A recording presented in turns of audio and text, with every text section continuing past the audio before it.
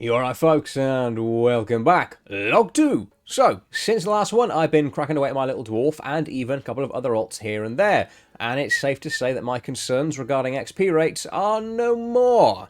I was playing my shaman the night the last log went up, and a fair way into Westfall, around level 15, 14, something like that, I was still experiencing this drag on the leveling pace. I always felt like I was gasping for experience at every turn. But the next day I hopped on and it was a different story. I was blazing through the levels. In fact, that day alone I was able to cover about 12 of them. So by the time I hit Stranglethorn, I was a fair ways over leveled for the northern part of that zone, and most quests were actually green to me. And before anyone says it's because I was a higher level and things can pick up around then, I went back and made a new character just to double check, and that was much faster as well. It was more in line with what I was expecting, and the leveling has just felt much smoother since. So yeah, looks like that was hotfixed or something to that effect, and it's working as I would expect now. It is quick, it's mind-blowingly fast, and that does present its own series of pros and cons, which I think I'm going to touch on in its own video at a later date. But it's definitely what I remember it being back in the day. And on that, apparently some of you don't like that I say that something feels off, or that I'm using experiences from 14 years ago as a reference point. Tough. Saying something feels wonky is pretty bloody valid in the beta, especially at this stage. It's kind of the whole point. If things don't feel like they're working, you say so. And given the rate at which things can change and be improved upon, especially this early into a beta, doing a large in-depth assessment with pie charts and boring men in suits is completely sodding pointless if it could all change the very next day. But I'm sure you chaps will stick to your guns, be equally annoyed that I'm saying it now feels better, and more like what I remembered. Now, another weird thing that I've noticed is that the map is all over the place. The player marker on the world map and quest icons are just wrong. They're usually shifted a fair ways off to the left or right of where they should be, so if you rely on your map for quests and just checking where you are, it's not really doable at the minute, but this is only affecting the big map. The mini-map is doing just fine as far as I can see, but if you've not got an encyclopedic knowledge of the map and the quests, you might find yourself a little bit lost right now. There was even once I had to consult the quest text for direction in Stranglethorn because the quest NPC I needed moves from Classic to Cata. I had no clue where he was, and the quest marker was absolutely useless. And I kinda liked that actually. It reminded me of leveling my Paladin when Classic first launched. And in fact, I'd argue the beta right now is the most Classic has felt in a while. Also, some mobs' power is a bit all over the shop. Generally, elites are a non-issue for my little enhancement shaman. I can drop my totems, maybe pop a trinket if I feel like it, not that I really need to, and I can rip any elite to shreds. Genuinely, they have posed no threat whatsoever thus far. But there have been cases for both named and unnamed non-elite mobs that have nearly eradicated me. Reasons unknown, I'll just be hammering away at them and suddenly my health has evaporated and I'm on the back foot spamming my heals or popping a potion. Now, I'm not saying that's necessarily a bad thing. I like that in Classic, mobs are generally a threat, and if you aren't careful, you will find yourself doing a Casper the Friendly Ghost impression. But it is jarring as hell when these named elite NPCs who are meant to be climactic final fights at the end of your quest chains or are perhaps relatively important lore characters end up having the constitution of a wet paper towel, but a random gnoll in a random camp in a random corner of the back end of Beyond has the ability to kill you and turn your corpse into its new girlfriend. Now, I didn't have a chance to really bother with them when I made my last log, but dungeons. So, yeah, dungeons are out at the minute. You can enter a dungeon, and it appears for the most part that dungeon quests are working, but the dungeon finder is disabled. Reasons being that Blizzard want people to test the quests and the open world as opposed to just sitting in Stormwind waiting for a queue to pop. This is understandable, but it poses a bit of a different problem at the moment. So despite my efforts, I haven't gotten around to testing a single dungeon yet. I've tried, don't get me wrong. I've joined a fair number of groups at different stages for different dungeons, but they all ultimately fell apart before anything came of them. However, due to the speed at which you can level in Cataclysm, I found that I out-level dungeon rangers pretty bloody quickly, and that they quickly become irrelevant content. And as much as I have my reservations about the Dungeon Finder, it is hard to deny that for this expansion, doing leveling dungeons without it is a bit of a bugger, because unless you actively stop playing the game in order to assemble a group and physically go to the entrance, which can take a while sometimes, as at one point I was trying to do SFK, but we spent 40 minutes looking for a tank and a healer. By the time the group died, the quest I had for that place went from yellow to green, and when I next saw a group advertising, it was no longer worth it for me.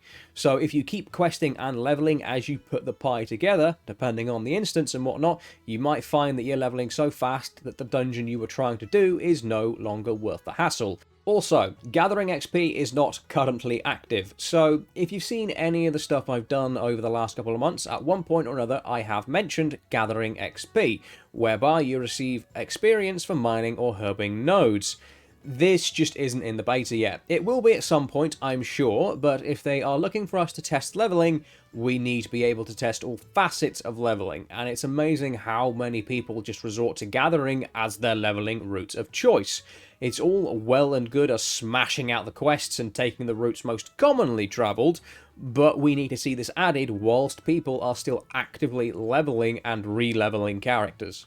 But this does lead me on to something else about the beta that's genuinely got me worried at the minute. I mentioned this in another video recently, but that was more rambling, off the cuff. My thoughts weren't as clear as they are here. And that is that the beta arguably feels more like an alpha at the minute. I know some people out there will shrug and be like, oh, what's the difference? Or, well, that doesn't really matter. Well, there is a decent difference, and it does matter. I've been in many betas over my time playing WoW. I think the first one was Mists of Pandaria way back when. I remember clear as day the original introduction to the Jade Forest, because it was hella different to what went live. And if you don't know what it originally looked like, there are videos out there, so go and have a look if you're curious. But I've also done Warlords, Legion, BFA, I was in the TBC and Wrath betas for Classic, and out of all of them, the only one that's worried me, as much as this does right now, was BFA, which, if you don't know anything about that expansion, Blizzard basically took all beta feedback and threw it into the nearest dumpster. Now, I'm not saying that the features are horrid and that we need some major overhauls to systems, nothing like that at all. What bothers me right now is the time frame. So Blizzard's official timeline right now is on or before August 31st this year. Now I will happily argue that is too long a wait without something between then and now. That's 5.5 months, give or take. You could quite easily fit a small raid tier in that time frame. But we know that's not going to happen in Wrath because A, Ruby Sanctum was the last raid of the X-Pack and I don't see Blizzard doing anything left field in giving us new toys to play with, and B, the Classic dev team seem intent on blowing all the smoke they can up Season of Discovery's backside at the moment. But looking at the beta right now, the possibility of us seeing Cata in August is starting to feel more real, because the beta is just so bare bones that if they keep us in a similar build for the next 2 weeks, say, where the only thing to test is the leveling, that'll put us in April, and if we hope for a release around June time with the pre-patch in May or something, that doesn't give us a lot of time to test 80 to 85 leveling, to test the dungeons and make sure they're not completely horrendous, to test raids and make sure classes and specs are as balanced as they can be, to prevent something like Disc Priests having the ability to one-shot raid bosses, or something else equally ludicrous. Obviously, I don't want Cata to come out as a buggy mess, but apart from the odd daft thing, like the lack of water in some places, for the most part it's pretty smooth. Some textures might be missing or a cutscene may not work correctly, but on the whole, it's just a few bumps, nothing that can't be ironed out. And apart from a slow start the other day and Gilneas being a laugh, I'm playing through that zone by the way, so go check those videos out. The algorithm is a cruel mistress. It's all working fine. That's why I'm so worried, I think. It's mostly working, it's just empty. If the beta was a horrific buggy mess, you can't take 2 steps without the game utterly crapping itself, then yeah, I'd get the need to be in this version for as long as is possible. But that's not the case. On balance, it's pretty solid. Now obviously the old world revamp needs adequate testing because it wasn't required in previous classic betas. It's a lot and it requires a lot of feedback to make sure it's working. A large portion of the people in the beta probably won't touch the leveling once pre-mates and character transfers are available, and post-80 content is out for testing. I get that, I really do. But I am also really concerned that we'll either spend so much time fine-tuning the 1 to 60 content that we won't have enough time to give adequate feedback on post-80 content, or we're going to spend so long on both that we'll have a content drought equivalent to that of the original 4.3, which, if you don't know, was about 10-11 months, and is something Blizzard are saying they want to avoid for Cata Classic, but apparently they're fine leaving the Wrath player base in the lurch in order to achieve this. That doesn't surprise me, but it does annoy me.